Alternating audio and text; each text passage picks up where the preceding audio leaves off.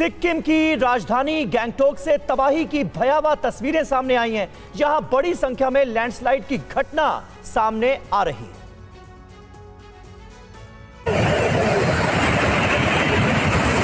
मंजर कितना खौफनाक है, इसका अंदाजा इन तस्वीरों से लगाया जा सकता है। यहाँ पानी और मलबा का सैलाब नजर आ रहा है। लैंडस्लाइड की वजह से काफी नुकसान भी पहुंचा है। बारिश के कारण सिक्किम के चट्टेन में भी लैंडस्लाइड हुआ है, जिसमें कई लोग लापता हो गए हैं। अब तक 3 शव मिल चुके हैं। घटना रविवार शाम 7 बजे की है। भारतीय सेना ने सोमवार को इसकी जानकारी दी।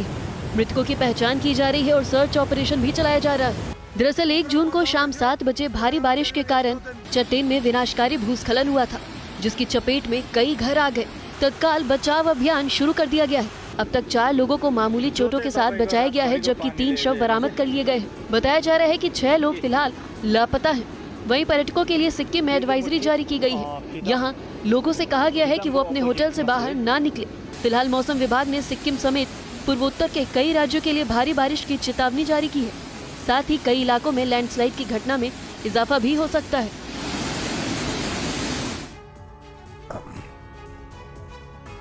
और भारत के पूर्वोत्तर राज्यों में कुदरत का कहर देखने को मिल रहा है। सिक्किम से लेकर असम और अरुणाचल तक बारिश और बाढ़ से हाल बेहाल है।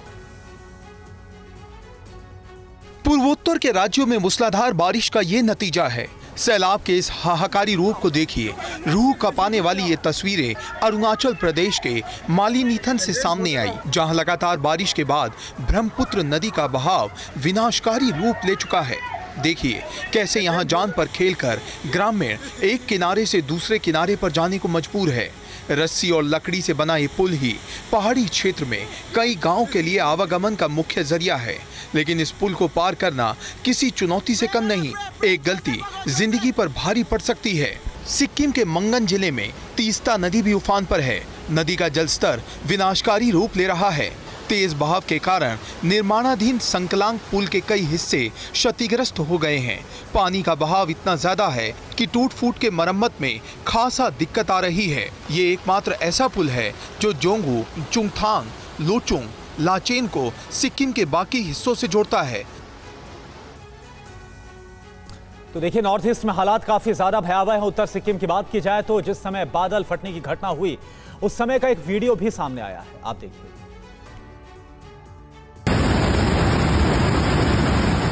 उत्तर सिक्किम में 30 से 31 मई की रात मूसलाधार बारिश और बादल फटने की घटना के बाद की ये तस्वीरें सामने आई। हाहाकार मचाती ये तीस्ता नदी आगे बढ़ रही है। देख सकते हैं कि इस पर बना ये पुल किस तरह से बह गया है। बताया जा रहा है कि तेज बारिश के चलते तीस्ता नदी का जलस्तर 35 से 40 फीट तक बढ़ गया।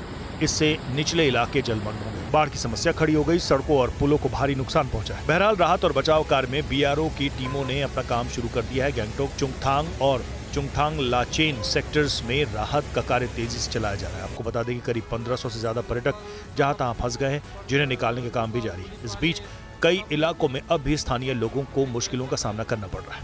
On 29th night, after we received the communication, and 2 people were rescued that time into hospital for further treatment, and 9 people, including 8 tourists and 1 driver, they are still missing. And rescue operation is going on since last 2 days. There was very heavy rain. और मणिपुर में भारी बारिश ने जमकर तबाही मचाई है। तेज बारिश की वजह से मणिपुर की राजधानी इंफाल समेत कई इलाकों में काफी नुकसान हुआ है।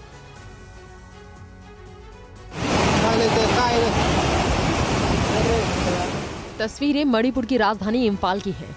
तस्वीरों में देखा जा सकता है कि किस कदर भारी बारिश के बाद हर तरफ पानी ही पानी नजर आ रहा है।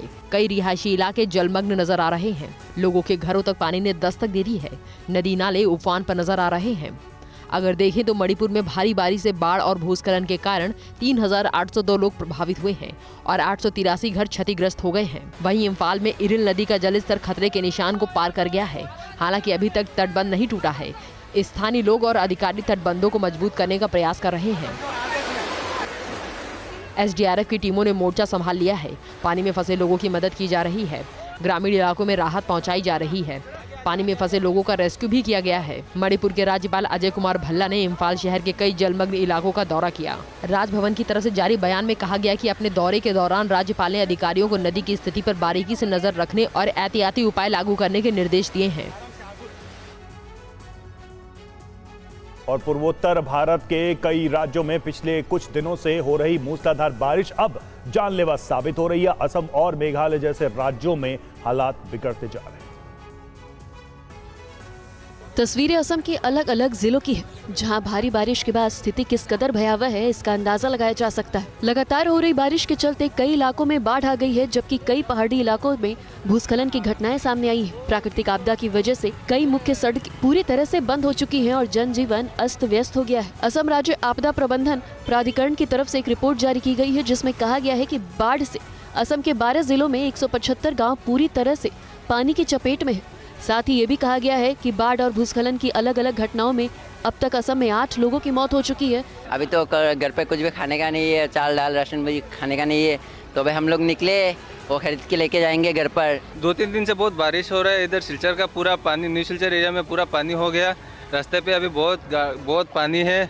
लोगों का घर पे खाना वाना नहीं, राशन नहीं जा रहा है। लखीमपुर जिले में हुआ है। जिला प्रशासन ने लखीमपुर में 10 से अधिक राहत शिविर बनाए हैं। राहत शिविरों में पीड़ितों के लिए प्रशासन ने भोजन और पानी की पूरी व्यवस्था करने का दावा भी किया है। इधर दिल्ली एनसीआर की बात की जाए तो यहां जून के महीने में मानसून से पहले ही झमाझम बारिश हो रही है। कल 15 मिलीमीटर से ज्यादा बारिश रिकॉर्ड की गई। कल शाम दिल्ली में एनसीआर में पहले तो धूल भरी आंधी चली। आंधी की रफ्तार 96 किलोमीटर प्रति घंटा थी और फिर झमाझम बारिश हुई, जिसके बाद दिल्ली के इंडिया गेट का नजारा तो देखने वाला था। दिल्ली के साथ साथ फरीदाबाद, ग्रेटर नोएडा, गाजियाबाद, गुड़गांव में भी गर्मी और उमस से लोगों को भारी बारिश ने काफी राहत दी। वहीं मौसम विज्ञान विभाग की ओर से आज यानी 2 जून को भी आंधी तूफान के साथ बारिश होने का येलो अलर्ट जारी किया गया है। आज 50 किलोमीटर प्रति घंटे की रफ्तार से धूल भरी हवाएं और आंधी आने का पूर्वानुमान है, जबकि 3 जून को भी भारी बारिश का येलो अलर्ट जारी किया गया है। इसके साथ ही 4 जून तक येलो अलर्ट है और बारिश होने की संभावना है, जबकि 5, 6 और 7 जून को बादल रहेंगे और 5 जून से तापमान चढ़ने की संभावना है। तापमान लगभग 5 जून से लेकर 7 जून के बीच अधिकतम 39 डिग्री सेल्सियस और न्यूनतम भी 27 से 28 डिग्री सेल्सियस तक पहुंच सकता है। और बिहार चुनाव को लेकर एक्टिव मोड में आ गया है चुनाव आयोग। सूत्रों के हवाले से खबर, 2 से 3 चरणों में हो सकता है बिहार में मतदान। दिवाली और छठ का ध्यान रखकर चुनाव की तारीखें तय होंगी। इसी महीने मुख्य चुनाव आयुक्त बिहार का दौरा करेंगे। बिहार विधानसभा का कार्यकाल दरअसल 22 नवंबर 2025 तक है। तो इसी महीने चुनाव आयुक्त करेंगे बिहार का दौरा और इलेक्शन कमीशन अब 3 चरणों में, 2 से 3 चरणों में मतदान करा सकता है। यह जानकारी सामने आ रही है। 2 बड़े त्योहार दीपावली और छठ का ध्यान रखकर चुनाव की तारीखें तय होंगी। यह जानकारी सामने आ रही है सोर्सेस के हवाले से। आनंद प्रकाश पांडे हमारे संवाददाता इस वक्त हमारे साथ जुड़ चुके हैं। आनंद, क्या जानकारी है चुनाव की तारीखों को लेकर? जिनको पिछली बार भी 3 चरणों में बिहार में चुनाव हुआ था और इस बार भी जो चुनाव आयोग की तैयारियां हैं वो 2 से 3 चरणों में कराने की है। लेकिन इस बार चुनाव आयोग ने जो तैयारी की है उसमें बहुत बृहद तैयारी की है, क्योंकि चुनाव आयोग कहना है कि जो वोटर लिस्ट है उसको एक बार अपडेट किया जाएगा। इसके बाद फिर से एक कैंपेन चलाया जाएगा बिहार में।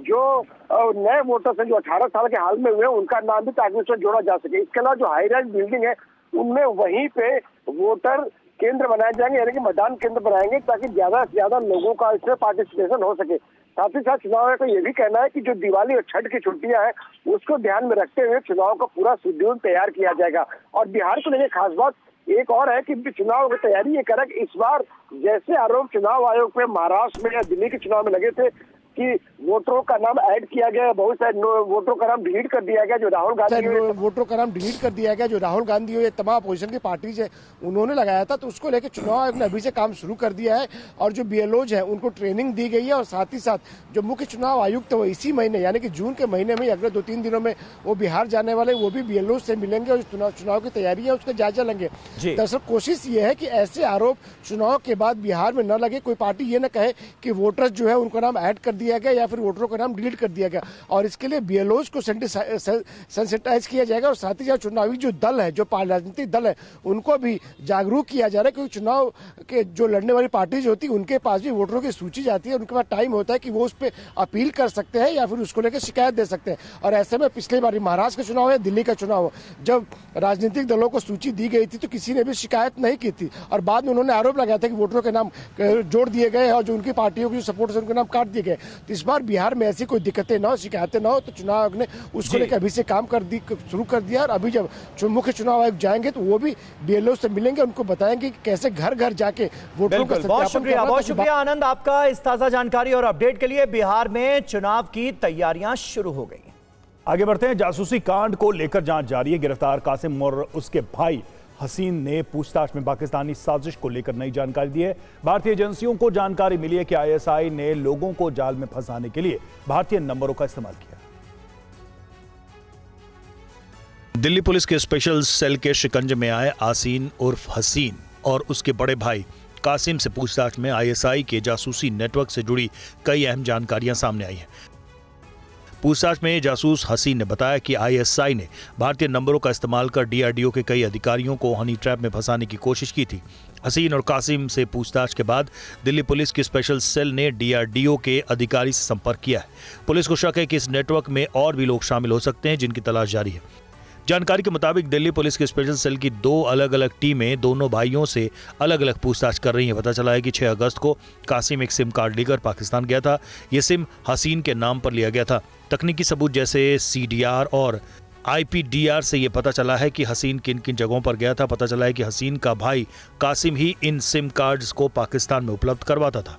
हनी ट्रैप की कोशिश का मामला सामने आने के बाद ही स्पेशल सेल की टीम ने राजस्थान से कासिम को गिरफ्तार किया था, जिसके बाद उसके बड़े भाई हसीन को गिरफ्तार कर लिया गया। इधर भोपाल से खबर, जहां पर जिम ट्रेनर्स को लेकर हिंदू मुसलमान वाली सियासत शुरू हो गई है। बीजेपी का आरोप यह है कि कुछ जिम ट्रेनर्स जिम की आड़ में लव जिहाद को चला रहे हैं। आप देखिए खबर। भोपाल के सब इंस्पेक्टर का यह बयान सोशल मीडिया पर वायरल है, जिसके बाद इन्हें लाइन अटैच कर दिया गया। इस बीच जिम ट्रेनर्स को लेकर इंदौर के बाद भोपाल में भी विवाद शुरू हो गया है। मुस्लिम जिम ट्रेनर्स और संचालकों की एक सूची बनाई जा रही है। इसको लेकर बीजेपी सांसद आलोक वर्मान ने कहा कि महिलाओं को ट्रेन करने के लिए महिला ट्रेनर्स की व्यवस्था होनी चाहिए। जिस प्रकार से जो ट्रेनर हैं वो तथाकथित मुस्लिम समाज के, उनको भी कोई अधिकार नहीं है। अगर कोई जिम है तो वहाँ पे बहनों को भी ट्रेनर होना चाहिए, उसकी भी सूची बना रहा है। मध्य प्रदेश में डॉक्टर मोहन यादव जी की सरकार है, अब किसी को लव जिहाद की अनुमति नहीं दी जाएगी। इससे पहले इंदौर में भी कुछ हिंदू संगठनों ने शिकायतें मिलने के बाद विरोध प्रदर्शन किया था। इस पर कांग्रेस ने सवाल खड़े किए हैं और जिम के नाम पर राजनीति का आरोप लगाया है। जिम गलत है या जिम चलाने वाला संचालक गलत है, उसकी भूमिका पे संदेह, तो ये तो आने वाला का प्रश्न है ना कि वो ना जाए। तो आपके जरिए सलाह उनको, एक मित्र के नाते, एक भोपाल के नाते, भोपाली होने के नाते के सांसद हैं, गरिमा बनाकर रखे, मजाक ना बनाए। और नवी मुंबई क्राइम ब्रांच ने एक बड़े साइबर फ्रॉड का पर्दाफाश किया है। गिरोह से जुड़े 3 लोगों को गिरफ्तार कर लिया गया है। इस गैंग के लोगों ने खुद को इनकम टैक्स अधिकारी बताकर एक महिला प्रोफेसर को 1 करोड़ 81 लाख की ठगी की थी। इस मामले में 3 आरोपियों को गिरफ्तार किया गया है और अदालत ने सभी आरोपियों को पुलिस हिरासत में भेज दिया है। पीड़ित महिला नवी मुंबई के एक प्रतिष्ठित शिक्षण संस्थान में प्रोफेसर के पद पर कार्यरत हैं। दरअसल पीड़िता को अज्ञात व्यक्ति का फोन आया, जिसमें बताया गया कि दिल्ली में आपके खिलाफ टैक्स चोरी की शिकायत दर्ज हुई है और आप पर 8,62,000 रुपए का टैक्स बकाया है। इसके बाद महिला को व्हाट्सएप के जरिए सीबीआई, ईडी और सुप्रीम कोर्ट के फर्जी दस्तावेज भेजे गए। आरोपियों ने यह भी कहा कि एक केस में आपका क्रेडिट कार्ड भी मिला है और आप पर कड़ी कार्रवाई होने वाली है। महिला प्रोफेसर को डराने के लिए कहा गया कि उन्हें डिजिटल अरेस्ट किया गया है। इसके बाद महिला को बताया गया कि उसकी पूरी संपत्ति की जांच होगी और अगर सब कुछ सही पाया गया तो पैसे वापस किए जाएंगे। डर के मारे महिला ने अपने शेयर मार्केट और दूसरे निवेशों की पूरी जानकारी और बैंक खातों की जानकारी आरोपियों को दे दी। भारत में कोरोना तेजी से फैल रहा है। देश में कोविड के एक्टिव मामलों की संख्या 4,000 के करीब पहुंच गई है। कोरोना को लेकर केंद्रीय स्वास्थ्य मंत्रालय की ओर से जारी आंकड़े बेहद डरावने। केवल 10 दिनों के भीतर देश में संक्रमण दर में 15 गुना का इजाफा हुआ है। 22 मई को देश भर में कोरोना के केवल 257 एक्टिव मरीज थे, जो कि अब बढ़कर 3,961 हो गए हैं। पिछले 24 घंटे में देश में कोविड-19 के संक्रमण से 4 मरीजों की मौत हुई है। दिल्ली, तमिलनाडु, महाराष्ट्र और केरल में एक मौत हुई है। इस तरह से कोरोना से जान गंवाने वालों की संख्या 28 पहुंच गई है। स्वास्थ्य मंत्रालय के मुताबिक बीते 3 दिन में 21 मौतें हुई हैं। दिल्ली में एक 22 साल की युवती की कोरोना से मौत हुई, हालांकि उसे पहले से लंग्स डिजीज और रेस्पिरेटरी ट्रैक इन्फेक्शन भी था। स्वास्थ्य मंत्रालय के ताजा आंकड़ों के मुताबिक दिल्ली में बीते 24 घंटे में कोरोना के 61 नए केसेस सामने आए। वहीं केरल में फिलहाल कोरोना की सबसे ज्यादा 1400 केस है। एक्टिव मरीजों के मामले में महाराष्ट्र दूसरे नंबर पर है, यहां 506 मरीज है और वहीं कर्नाटक में 238 एक्टिव केस है। कोरोना के बढ़ रहे मामले को देखते हुए देश भर के अस्पतालों में कोरोना की जांच को भी बढ़ा दिया गया है। और इधर ऑपरेशन सिंदूर के बाद जम्मू कश्मीर बॉर्डर पर सुरक्षा कड़ी है। अखनूर सेक्टर में महिला कमांडोज तैनात हैं। अखनूर सेक्टर से TV9 की एक्सक्लूसिव रिपोर्ट आप देखिए। मैं इस वक्त मौजूद हूं भारत पाकिस्तान अंतर्राष्ट्रीय सीमा अखनूर सेक्टर में। ये वही सेक्टर है जहां पे BSF की इन जाबाज शेरनियों ने पाकिस्तान को धूल चटाई। पाकिस्तान की तरफ से दुश्मनी की हरकत हुई नहीं कि संगीने दंदनाती उन पर टूट पड़ने के लिए तैयार हैं। घुसपैठियों के नाकाम कदम इनके रहते भारत में दाखिल नहीं हो सकते। अखनूर सेक्टर की रखवाली में महिला कमांडोज दिन रात जुटी हैं। अंतर्राष्ट्रीय सीमा पर चौकसी बढ़ा दी गई है, क्योंकि अब आने वाले दिनों में अमरनाथ यात्रा भी शुरू होने वाली है। BSF जो कि फर्स्ट लाइन ऑफ डिफेंस है जी, हमारी डेली की जिम्मेदारी है कि हमें अपनी सरहदें सुरक्षित रखनी है। ड्यूटी करेंगे सही से प्रॉपर और हमारा देश को बचाएंगे। देश को किसी दूसरे के हाथ में देने देंगे ही नहीं। BSF की महिला कमांडो लगातार पेट्रोलिंग पर है, आधुनिक हथियार और सैन्य उपकरण से लैस है। पाकिस्तान की तरफ से ये भी कोशिश की जाती है कि ड्रोन के जरिए हथियार भेजे जा सके, लेकिन ये वो महिला कमांडोज हैं, ये वो देश की BSF की शेरनियां हैं जिन्होंने पाकिस्तान को ऑपरेशन सिंदूर के वक्त धूल चटाई थी और पाकिस्तान मजबूर हो गया था अपनी पोस्ट छोड़ने को लेकर। और अखनूर सेक्टर में कई जगहों पर बंकर बनाए गए हैं, जहां से पाकिस्तान की हरकतों पर नजर रखी जा रही है। TV9 संवाददाता अंकित भट्ट की एक और ग्राउंड रिपोर्ट देखिए।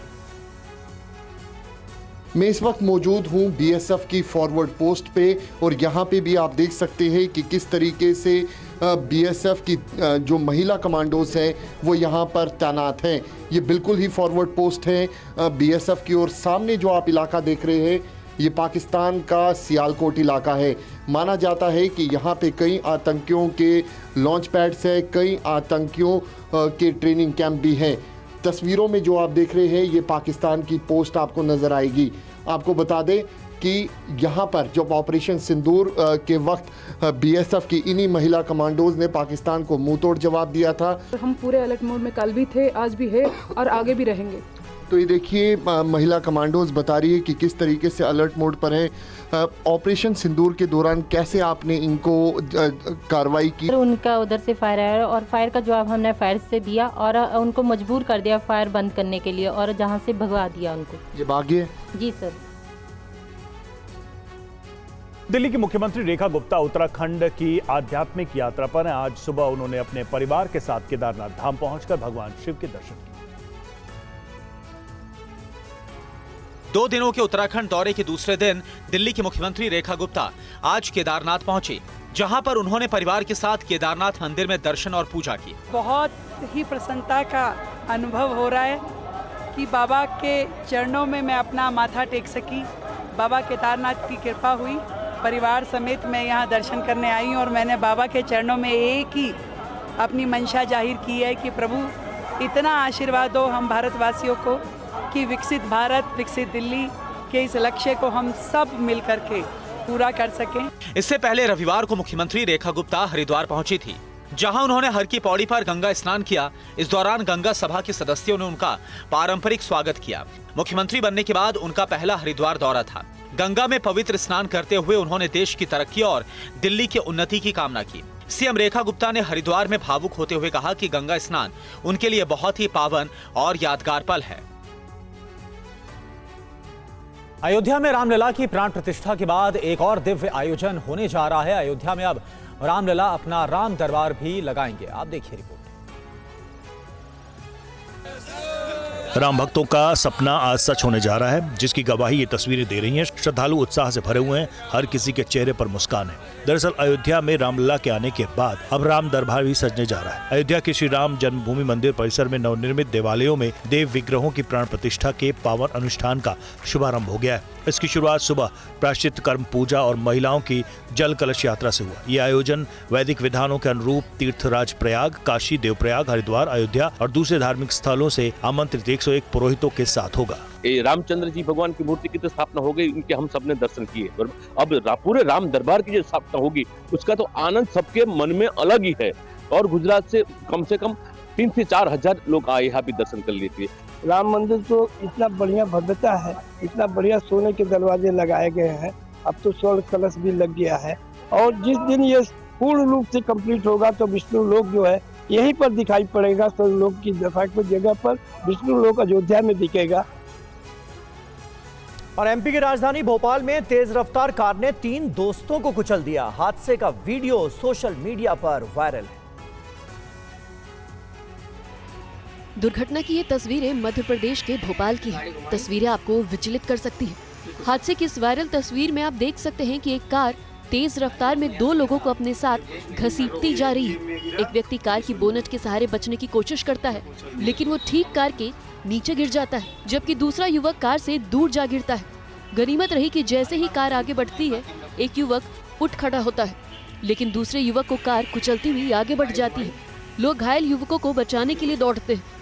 सोशल मीडिया पर ये वायरल तस्वीरें भोपाल के न्यू मार्केट की हैं, जहां सड़क किनारे लोग नाश्ते की दुकान पर खड़े थे। जिन 3 युवकों को कार ने कुचला वो दोस्त बताए जाते हैं। जानकारी के मुताबिक कार चालक हादसे के बाद फरार हो गया। सीसीटीवी में पूरी घटना कैद हो गई। प्रत्यक्षदर्शियों के मुताबिक कार का ड्राइवर नशे में धुत था और रॉन्ग साइड आकर युवकों को टक्कर मारी। सीसीटीवी में कार रॉन्ग साइड में साफ देखी जा सकती है, लेकिन कार का नंबर धुंधला होने की वजह से नहीं दिख रहा है। पुलिस आसपास के सीसीटीवी फुटेज की जांच कर रही है। अज्ञात शख्स के खिलाफ केस दर्ज कर लिया गया है। और बात दिल्ली पुलिस की। दिल्ली पुलिस ने एक ग्रीन कॉरिडोर बनाकर आज एक मरीज की जान बचाई। भारी ट्रैफिक के बीच 17 किलोमीटर की दूरी महज 19 मिनट में तय की गई। देखिए, एम्बुलेंस तेज रफ्तार से भाग रही है। दिल्ली पुलिस की गाड़ी भी आप देखिए साथ साथ चल रही है। ट्रैफिक को नियंत्रित किया जा रहा है। दरअसल ये जद्दोजहद 49 साल के एक मरीज की जान बचाने के लिए है। दरअसल ये एम्बुलेंस मात्र 19 मिनट में दिल लेकर गाजियाबाद के यशोदा अस्पताल से दिल्ली के ओखला रोड स्थित फोर्टिस एस्कॉर्ट अस्पताल पहुंची। इधर अस्पताल में पूरी तैयारी थी। अस्पताल हर तरह से तैयार था। आप देखिए कैसे दिल को बंद बक्से में लाया गया, जिसे तुरंत ऑपरेशन थिएटर तक पहुंचाया गया। बताया जाता है कि इस दिल की जरूरत 49 साल के एक मरीज को थी, जो इस्केमिक कार्डियोमायोपैथी नाम की गंभीर दिल की बीमारी से पीड़ित था। इस बीमारी में दिल की मांसपेशियां कमजोर होती हैं और पंप ठीक से काम नहीं करता। मरीज पिछले साल अगस्त से national organ and tissue transplant organisation के जरिए दिल के इंतजार में था। इसके बाद 35 साल की एक महिला को ब्रेन डेड घोषित किया गया था, जिनके परिवार ने दिल को दान दे दिया। इधर 17 किलोमीटर की दूरी के लिए ग्रीन कॉरिडोर को बनाया गया। सुबह 11:40 से 11:59 पर सफलतापूर्वक दिल को पहुंचाया गया। फोर्टिस एस्कॉर्ट्स अस्पताल ने डोनर और दिल्ली और गाजियाबाद की ट्रैफिक पुलिस का धन्यवाद किया। खबर मुंबई से। मुंबई के कल्याण में 2 ऑटो चालक आपस में भिड़ गए। मारपीट का यह वीडियो सोशल मीडिया पर वायरल है। मारपीट का ये वीडियो मुंबई से सटे कल्याण का है। वीडियो में देख सकते हैं एक ऑटो ड्राइवर जो वर्दी में है, उस पर लोग टूट पड़ते हैं। वर्दी पहने ड्राइवर अकेला है, उस पर महिला, बच्चे, युवा और बुजुर्ग जैसे पूरा परिवार ही टूट पड़ा। हरे रंग के टी शर्ट वाला ये युवक भी ऑटो ड्राइवर बताया जाता है, जो कुछ महिलाओं के साथ होता है। वो मारपीट पर उतर जाता है। इतने में पीछे से युवक थप्पड़ मारता है और फिर तो जैसे लात, जूतों और थप्पड़ और घूसों की बरसात कर दी जाती है। मारपीट में महिलाएं भी शामिल होती है। इस दौरान दूसरा ड्राइवर खुद ही सड़क किनारे पत्थरों पर गिर जाता है और कांपने लगता है और फिर अचानक से देखिए गिर जाता है। ये तस्वीरें आपको विचलित कर सकती है। इतने में देखिए मारपीट के दौरान ये नाबालिग पत्थर उठाकर मारने को दौड़ता है, लेकिन एक युवक उसे रोकता है। मारपीट का ये पूरा वाकया छत्रपति शिवाजी महाराज चौक का है। और गुजरात में अतिक्रमण के खिलाफ लगातार कार्रवाई की जा रही है। जामनगर में अवैध निर्माण पर बुलडोजर चला है।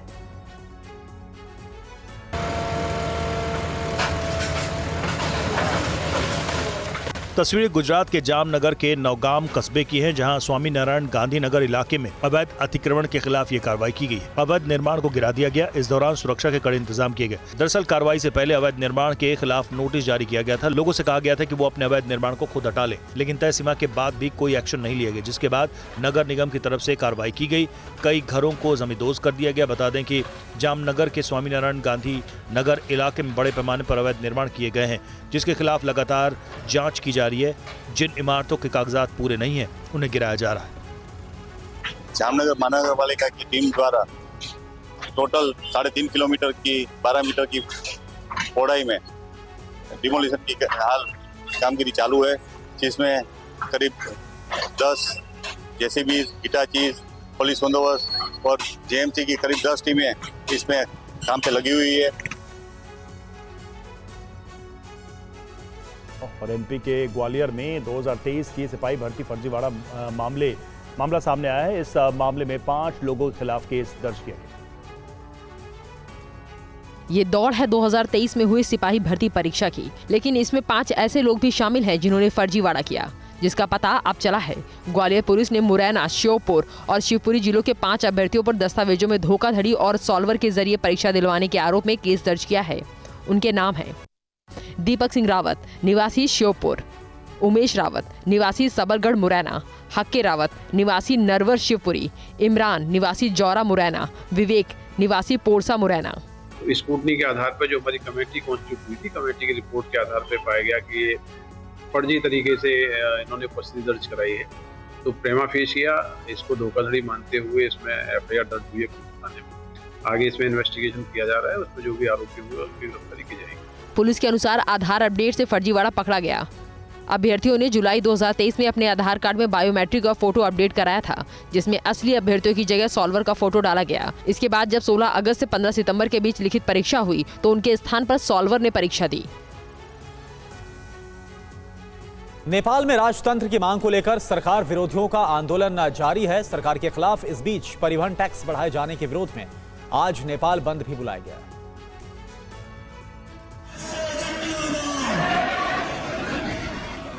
नेपाल में पुलिस और प्रदर्शनकारियों के बीच बवाल जारी है। लोगों का भारी हुजूम सड़कों पर उतरा है। तस्वीरों में देख सकते हैं कि राजधानी काठमांडू की ये सड़क पूरी तरह से प्रदर्शनकारियों से पटी है। इस दौरान पुलिस के साथ प्रदर्शनकारियों के बीच धक्का मुक्की हुई। पिछले 5 दिनों से जारी राजतंत्र समर्थकों का प्रदर्शन और तेज होता जा रहा है।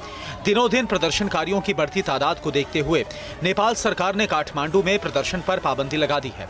बावजूद इसके लोग प्रदर्शन पर डटे हुए हैं। इससे पहले कल आरपीपी के राष्ट्रीय अध्यक्ष और पूर्व प्रधानमंत्री कमल थापा सहित कई नेताओं को हिरासत में लिया गया, जिन्हें देर शाम को छोड़ दिया गया। जैसा कि आपको पता है कि प्रदर्शनकारी नेपाल में फिर से राजतंत्र की मांग कर रहे हैं। वहीं दूसरी ओर नेपाल सरकार की ओर से अपने बजट में यातायात टैक्स में बढ़ोतरी की गई है और इसके बाद राजतंत्र समर्थकों ने इसका भी विरोध शुरू कर दिया है। बढ़े हुए टैक्स को वापस लेने के लिए आज पूरे नेपाल में यातायात संघ ने अपनी मांग को लेकर बंद का आह्वान किया है।